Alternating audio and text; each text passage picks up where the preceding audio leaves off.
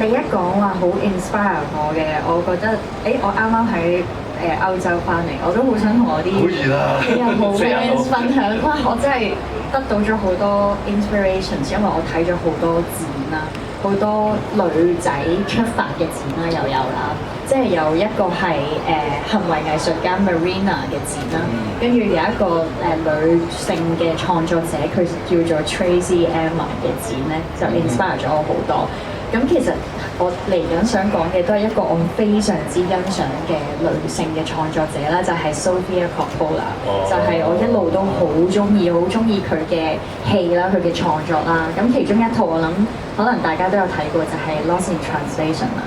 佢係我其中最中意嘅戲裏面，我諗頭5部之一嘅電影啦。有嘛？有冇 fans？咁我其實諗到一男一女嘅，一個係 Sofia Coppola，另外就係坂本龍一，就係我好 look up to 因為我希望我唔知幾時可以成真，但係我睇到希望自己嘅創作係可以有啲跨媒體嘅，即係除咗音樂之外，其實可以包含埋可能影像嘅嘢或者寫嘅嘢啦。咁但係呢個我唔知幾時可以實現到呢一個，但係我覺得佢哋兩個喺我心目中就係一個我好 look up to 嘅人，即係可能坂本龍一，我唔知而家個展完咗未？仲有7月中嗰個先完嘅，喺西九有個免費師兄生 Hearing Time。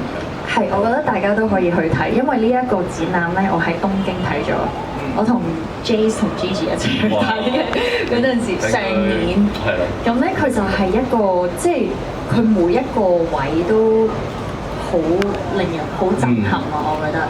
咁因為你都好中意坂本龍一啦，咁所以係啦，咁所以就。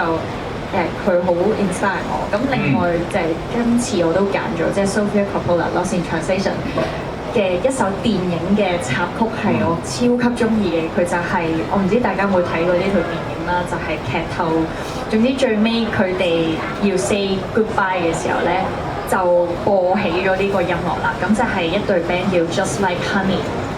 係咪Jesus and Mary Chain 入面嘅歌就叫做 Just Like Honey，然後佢幾年前有嚟過香港，我都去咗佢哋個 show， 咁呢首歌都好好聽，大家可以一齊聽。過冷河，然之後咧要抹汗嘅抹汗咧，真係好高溫啊！